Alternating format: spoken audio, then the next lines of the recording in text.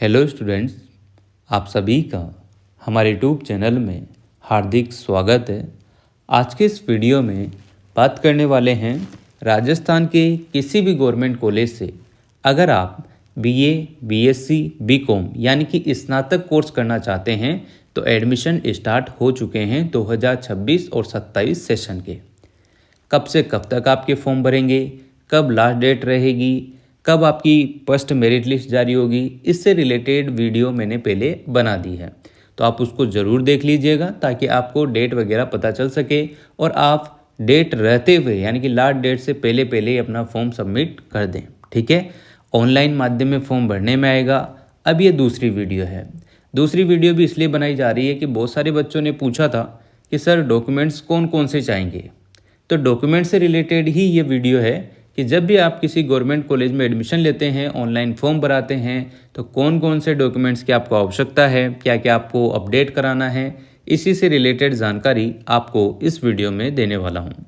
Video को आप लोग अंत तक देखिएगा और अगर आप चैनल पर नए हैं तो चैनल को सब्सक्राइब, वीडियो को लाइक और बेल आइकन ज़रूर दबा लीजिएगा।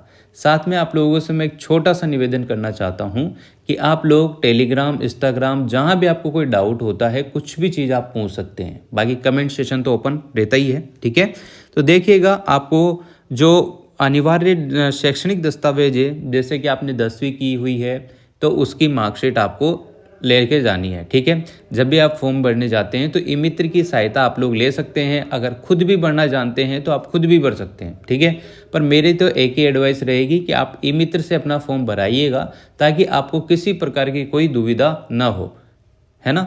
आप ई मित्र पर 150 रुपये जो भी उसका बनता है वो आप दे दीजिएगा। अब जब भी आप ई मित्र की शॉप पर जाते हैं तो सबसे पहले ये ध्यान रखना, ई मित्र वाले का पूरा काम ये नहीं है कि आपने उसको जो भी मार्कशीट दी है तो वो सही सही भरे। आपकी जिम्मेदारी बनती है कि आपको अपने कान आँख खुले रखना है और वहाँ पर देखते रहना है कि कहीं ई मित्र वाले भैया ने आपके नाम में मिस्टेक तो नहीं कर दी। स्पेलिंग लिखते समय कोई आ गया कि भैया फॉर्म जमा कर दो, वो कर दो, तो इस चक्कर में कहीं आपकी एरर तो नहीं आ गया, कोई गलती तो ना कर दी। तो इसलिए आप लोग चौकन्ने रहें, अपनी जिम्मेदारी समझ के ही आप लोग फॉर्म भराएं, क्योंकि बाद में अगर कोई भी इशू होता है तो आपको ही भुगतना पड़ेगा। तो पहली बात ये कान खोल के सुन लीजिएगा आप लोग कि जब भी आप फॉर्म भरने जाते हैं तो बिल्कुल सावधान रहिएगा, चीज़ें देखते रहिएगा क्या चल रहा है, क्या नहीं चल रहा है, क्या भर रहे हैं, क्या नहीं भर रहे हैं, कहीं मीनिंग मिस्टेक, कहीं जन्म तिथि, कहीं माता के नाम में पिता का नाम तो नहीं भर दिया। ठीक है, ध्यान रखना। और दूसरी बात मैं आपको पहले ही क्लियर कर दूं कि जब भी आप फॉर्म भरने जाते हैं तो अपना खुद का मोबाइल नंबर ही वहाँ पर यूज़ कीजिएगा। मोबाइल नंबर ऐसा होना चाहिए, ऐसा ना हो कि आप 2 दिन में सिम बदल रहे हो, नहीं ला रहे हो तोड़ रहे हो, नहीं ला रहे हो तोड़ रहे हो, या ऐसे नंबर आपको नहीं देने हैं। ऐसे नंबर देने हैं जो परमानेंट हैं, और अगर आप नहीं टिक सकते हैं एक नंबर पर तो आप अपने पिताजी के नंबर वहाँ पर दे सकते हैं। अदरवाइज ज़्यादातर कंडीशन में आप अपने ही नंबर दीजिएगा। किसी के पास मान लो मोबाइल वगैरह नहीं है तो वो अपने पिताजी हैं उनके नंबर दे सकता है। ठीक है, अब देखो ध्यान से सुनो। कक्षा 10वीं की अंक तालिका जो होती है आपकी, यानी कि 10वीं की जो मार्कशीट है वो आपको देनी है। देने का मतलब ये है कि वहाँ पर जब भी मित्र फॉर्म भराएंगे तो वहाँ पर आप लोग दे दीजिएगा ताकि नाम वाम वगैरह जो भी आपके मार्क्स बने वो रोल नंबर जो है वो देख देख के भर दे ई मित्र वाला। ठीक है, इसी प्रकार से कक्षा 12वीं की अंक तालिका आपको देनी है ना। आप जिस भी बोर्ड से हैं, सीबीएसई से हैं, आरबीएसई से, तो उसी प्रकार से वो फॉर्म सबमिट कर देगा। इसके बाद वो स्कैन होगी, ये भी ध्यान रखना। इसके बाद होता है पर्सनल डॉक्यूमेंट्स जो होते हैं, जैसे कि आपके जन आधार कार्ड है। ठीक है, तो अगर जन आधार कार्ड में कोई भी गड़बड़ आपकी हो रही है, मान लो बहुत सारे बच्चे ऐसे होंगे जिनके माताजी का नाम, पिताजी का नाम उन्हों के कॉलम में तो सही लिखा रहा होगा जन आधार वाले में, पर जब उन्हों का नाम खोलते हैं, जैसे आपका नाम कोई, जैसे मेरा ही नाम चेतन वर्मा है, उसमें खोलने के बाद पिताजी के नाम में जैसे कुछ और लिखा हुआ है, सरनेम कुछ और लिखा हुआ है, तो आप अपनी मार्कशीट जो 10वीं 12वीं की है उसके हिसाब से अपने वाले कॉलम में अपडेट करा सकते हैं। ठीक है ना, तो ये बात आपको ध्यान रखनी है। इसके बाद आधार कार्ड जो होता है, तो बहुत सारे बच्चे क्या गलती करते हैं, जैसे किसी के नाम में मिस्टेक हो रही है, जैसे किसी का नाम कुछ भी हो सकता है, अमन किसी का नाम है तो उसने ए एम और ए ने लिखा हुआ है, जबकि उसमें ए एम ए एन आना चाहिए। अब वो ध्यान नहीं दे रहा है, पर ऐसे टाइम पर ध्यान देना जरूरी है क्योंकि वही फिर आपकी मार्कशीट में शो होगा। और फिर आपकी 10वीं 12वीं की मार्कशीट में अलग नाम दिखेगा, बीएससी या बीए बीकॉम की मार्कशीट में अलग नाम दिखेगा। तो इसलिए सबसे पहला काम है अपना आधार कार्ड अपडेट करा लो। जब भी आप अपने आधार कार्ड को अपडेट कराएंगे तो अगर आपके नाम में मिस्टेक है, एड्रेस में मिस्टेक है और फ़ोटो में मिस्टेक है, यानी कि फ़ोटो पुराना ही लगा हुआ है, अपडेट नहीं हुआ है, तो एक बार में एक ही अपडेट होगा। फिर 5 दिन के अंतर्गत फिर दूसरा अपडेट करा सकते हैं, फिर 5 दिन के अंतर्गत तीसरा अपडेट, इस प्रकार से ही अपडेट होगा।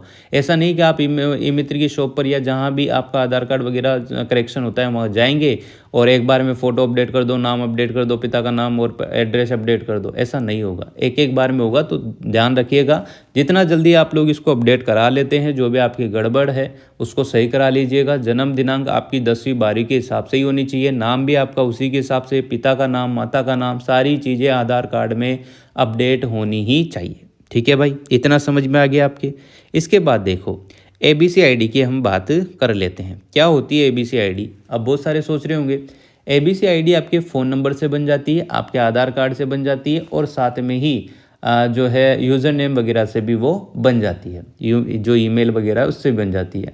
तो पहले तो अपनी ईमेल बना लीजिएगा। एक ऐसी ईमेल आपको बनानी है जो इन फ्यूचर आप किसी भी एग्ज़ाम में अप्लाई कर सकते हो, है ना। किसी भी डॉक्यूमेंट्स भराते हो या कुछ भी करते हो तो उसमें अप्लाई कर सको, ऐसी एक पर्सनल ईमेल होनी चाहिए। ठीक है। और ध्यान रखना, जब भी आप ABC ID बनाते हैं तो आपसे नहीं बनती है तो ई मित्र की सहायता से भी आप लोग बनवा सकते हैं। उसमें वही नंबर फिल कीजिएगा जो इन फ्यूचर आप लोग काम में लेने वाले हैं। पिता माता के नंबर ऐड करेंगे तो भी आपको दिक्कत होगी, इसलिए अपना खुद का नंबर ज़्यादातर वहाँ पर भरिएगा। ठीक है, इस बात का ध्यान रखना। ABC ID बनाने में ज़्यादा कोई लोचा नहीं है, नॉर्मल है। ABC ID अपार ID एक जैसी है और एक ही है शायद। ठीक है, इसके बाद आगे बात कर लेते हैं आपके कैटेगरी सर्टिफिकेट, मूल निवास वगैरह जो भी आपकी चीज़ें है ना, उनकी बात करते हैं। देखो, जाति प्रमाण पत्र एक बहुत ही ज़्यादा ज़रूरी है इस फॉर्म को भरने के लिए, क्योंकि आपकी जाति का पता चलता है कि आप किस कास्ट से आते हैं, कौन सी कैटेगरी से बिलोंग करते हैं, इसके लिए ज़रूरी है। ठीक है, अब SC ST वाले जो बच्चे हैं उनको ये ध्यान रखना है कि अगर उनका पुराना जो भी जाति प्रमाण पत्र है उसको डिजिटल करा लीजिएगा। कहने का मतलब ये है कि आपके पास जो भी पुराना लिखा हुआ है सफ़ेद कागज़ पर, पीले कागज़ पर, तो उसको आप जब भी मित्र की दुकान, अगर वो डिजिटल है ऑलरेडी तो कोई दिक्कत नहीं है। अगर डिजिटल नहीं है तो आप मित्र की दुकान पर जाकर या फिर पंचायत जो भी आपके तहसील वगैरह जो भी होती है उसके सामने जो मित्र की दुकान है वहाँ जाओगे तो फटाफट आपका काम हो जाता है। तो वहाँ जाके आप लोग उसको डिजिटल वाले कागज़ पर निकला लीजिएगा तो वो आराम से हो जाता है। SC ST वाले को तो हो जाएगा, कितना ही पुराना हो चल जाता है। ठीक है, कोई दिक्कत नहीं है। बाकी आप टाइम पर अपडेट करा ही लेते होंगे। ठीक, OBC वाले जो बच्चे हैं उनके 1 साल पुराना यहाँ पर जाति प्रमाण पत्र नहीं होना चाहिए। MBS वाले, EWS वालों का भी यहाँ पर पुराना नहीं होना चाहिए, ये ध्यान रखिएगा। ध्यान दें, OBC, MBC और EWS प्रमाण पत्र 1 वर्ष से पुराना नहीं होना चाहिए। पुराना होने पर निर्धारित प्रारूप में शपथ पत्र आवश्यक होगा। यहाँ पर EWS वालों के लिए भी शायद यही चीज़ है, तो देख लीजिएगा। वहाँ पर ई मित्र पर जब भी आप फॉर्म भरने जाएँ तो कंफर्म करके ही आप लोग फॉर्म भरिएगा। मूल निवास प्रमाण पत्र तो आप राजस्थान के निवासी हैं, चल जाएगा, तो सभी के लिए सेम है।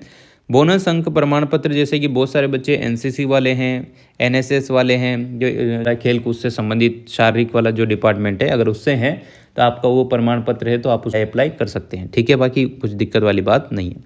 अन्य आवश्यक दस्तावेज की अगर हम बात करें, अदर इंपॉर्टेंट डॉक्यूमेंट्स की, तो यहाँ पर देखिएगा पासवर्ड साइज़ फ़ोटो आपका होना चाहिए।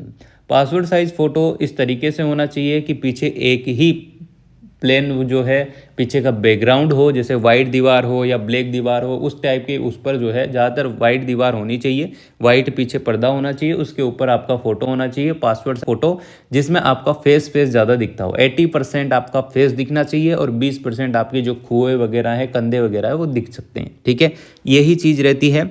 और यहाँ पर 150 से 250 KB के बीच में वो स्कैन होगा, वो कि मित्र वाला कर देगा, उसमें आपकी दिक्कत है नहीं। सिग्नेचर आपका ऐसा होना चाहिए जो आप कर सकें। ठीक है, हिंदी में हो तो हिंदी में, इंग्लिश में हो तो इंग्लिश में। आड़े टीडे मत करिएगा, अभी कोई आप ऑफिसर वगैरह नहीं बने हैं, अभी आप नॉर्मल अपने साइन कर सकते हैं। बहुत सारे बच्चे अपना नाम भी लिखते हैं तो नाम से थोड़ा सा अपडेट कर सकते हैं कि हल्का फुल्का चेंज कर लें, बाकी सही लिख लें, अपना सिग्नेचर करना सीखें। इसके बाद बैंक पासबुक की कॉपी, अगर आपका खाता वाता नहीं खुला हुआ है, 0 डेप्थ पे आप लोग खाता वाता खुला सकते हैं स्टूडेंट। ठीक है, तो उस हिसाब से आप अपना खाता खुलाकर अपने बैंक की जो डायरी है उसी को यहाँ पर अप्लाई कीजिएगा, उसी की यहाँ पर फोटोकॉपी आप लोग दीजिएगा। उसको स्कैन करनी होगी, तब जाके आपका फॉर्म भरेगा, वही मित्र वाला कर ही देगा। ठीक है। अगर हम बात करें आय प्रमाण पत्र की, तो छात्रवृत्ति या शुल्क में छूट के लिए अगर आप चाहते हैं कि आपके पिता की आय प्रमाण पत्र है, उसी के हिसाब से आपको जो है स्कॉलरशिप या फिर जो छात्रवृत्ति है वो मिलती रहती है, तो वो आप लोग बना लीजिएगा इनकम सर्टिफिकेट। ठीक है। इसके बाद स्थानांतरण प्रमाण पत्र, टीसी, चरित्र प्रमाण पत्र, सीसी वगैरह होना चाहिए। जब भी आप कॉलेज में एडमिशन ले रहे हैं तो आपकी स्कूल की तरफ से आपको एक चरित्र प्रमाण पत्र और एक जो है आपकी टीसी दी जाती है, तो वो आप कॉलेज में जमा करा सकते हैं। फोटोकॉपी भी उसको आपको रखनी होती है। ठीक है, ये ध्यान रखिएगा। ज़्यादातर तो स्कैन करके आपको दे देते हैं, क्या ये मित्र वाली जो भी है। आगे देखो, माइग्रेशन सर्टिफिकेट। अगर आपका माइग्रेशन सर्टिफिकेट है, ये उन बच्चों के लिए है जो आरबीएससी के अलावा किसी अन्य बोर्ड से 12वीं पास करके आए हैं, यानी कि राजस्थान के नहीं है, बाहर के एरियाओं से आए हैं, तो उनके लिए माइग्रेशन सर्टिफिकेट भी देना होता है। बाकी आवेदन प्रक्रिया के लिए जो है आप लोगों को क्या करना है, आपकी खुद की एसएसओ आईडी होनी चाहिए, यह बात आप ध्यान रखिएगा। एक ही बार आईडी बनती है, तो उसके पासवर्ड और यूज़र नेम आपको कंफर्म पता होना चाहिए। एसएसओ आईडी जीमेल के वगैरह, जीमेल जब बनेगी आपकी, उसी के हिसाब से मोबाइल नंबर जो आपके होंगे उसी के हिसाब से वो बन जाती है, कोई दिक्कत नहीं है। वही मित्र वाला सब बना देगा, 150 रुपये और बढ़ाता जाएगा, बनाता जाएगा। अगर आप खुद बनाना चाहते हो तो यूट्यूब पर बहुत सारी वीडियो है कि एसएसओ आईडी कैसे बनाएं, तो वो बता देंगे, तो उस हिसाब से आप लोग अपना फॉर्मेट बना सकते हैं। मोबाइल नंबर और ईमेल की ज़रूरत पड़ती है, बाकी नॉर्मल ही प्रोसेस होता है। ये सब चीज़ें तो हो गई, ये सब चीज़ें बहुत ज़रूरी है। अलावा मैं आपको और चीज़ें क्लियर कर दूँ, जैसे कि आप जब भी फॉर्म भराने जा रहे हैं तो इस बात का विशेष आपको ध्यान रखना चाहिए कि वो सब चीज़ें आपकी ही हो। मतलब कि ऐसा ना हो कि आपके पास मोबाइल नंबर भी है फिर भी पिताजी के लिखा रहे हो, है ना। तो इन चीज़ों से बचना चाहिए, क्योंकि अब आप कॉलेज में जा रहे हैं तो खुद आत्मनिर्भर बन सकते हैं, क्योंकि स्कूल तक पिताजी चल जाते थे, अब यहाँ पर आप खुद ही जाएंगे। और बहुत सारी कंडीशन में तो ऐसा भी होगा जब आप कॉलेज में अपने माता पिता को ले जाना ही नहीं चाहेंगे, है ना, क्योंकि कॉलेज लाइफ बहुत डिफरेंट लाइफ होती है। तो इस वजह से आप लोग अपना ही फ़ोन नंबर, ईमेल आईडी, आपका ही बैंक खाते का फ़ोटोकॉपी वगैरह दीजिएगा।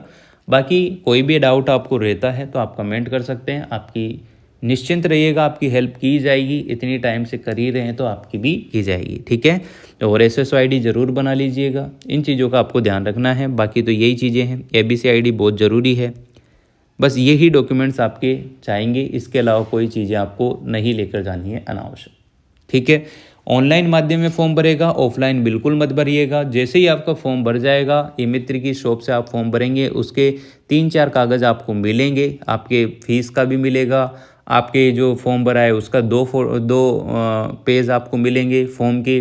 ठीक है, वो सारी चीज़ें भरने के बाद उसमें सिग्नेचर का ऑप्शन होगा, वहाँ पर अपने अपने कैंडिडेट सिग्नेचर में आपको अपने सिग्नेचर करने हैं। और जब भी आप फॉर्म भर के आते हैं तो उसके बाद आपको आधार कार्ड की 10वीं 12वीं की मार्कशीट, जाति मूल निवास की मार्कशीट की फ़ोटोकॉपी, आधार कार्ड की फ़ोटोकॉपी, जन आधार कार्ड की फ़ोटोकॉपी, एबीसी आईडी की फ़ोटोकॉपी, ये सारी चीज़ें स्टेपलाइज करके 2 या 3 सेट आपको सेम बना लेने हैं। 2 सेट आपको कॉलेज लेकर जाने हैं। फिर वहाँ पर आपके जब भी एडमिशन कंफर्म करेंगे तो आपको अपनी जो ओरिजिनल डॉक्यूमेंट्स होते हैं 10वीं 12वीं वगैरह के, वो भी आपको लेकर जाने हैं कॉलेज में। ठीक है, वो तो आपको वापस भी दे देंगे, और बहुत सारी कंडीशन में वो रख लेते हैं, 1 साल बाद आपको वापस से दे दिए जाते हैं इन बातों का, या फिर कुछ महीनों के बाद भी दे देते हैं वापस। ठीक है, तो इन बातों का ध्यान रखिएगा। ओरिजिनल भी लेके जानी है, फ़ोटोकॉपी वो जमा कर लेते हैं, और बाकी चीज़ें देख लेते हैं कि हाँ आप ही हो या नहीं हो। और पासवर्ड साइज जो फ़ोटो है वो कम से कम 10-12 फ़ोटो आप लोग लेकर जाइएगा, कहीं भी कभी भी कोई ज़रूरत पड़ जाए तो आप लोग फटाफट से दे सकें। ठीक है, thank you so much. Video अगर आपको अच्छी लगी हो तो like, comment, share and subscribe.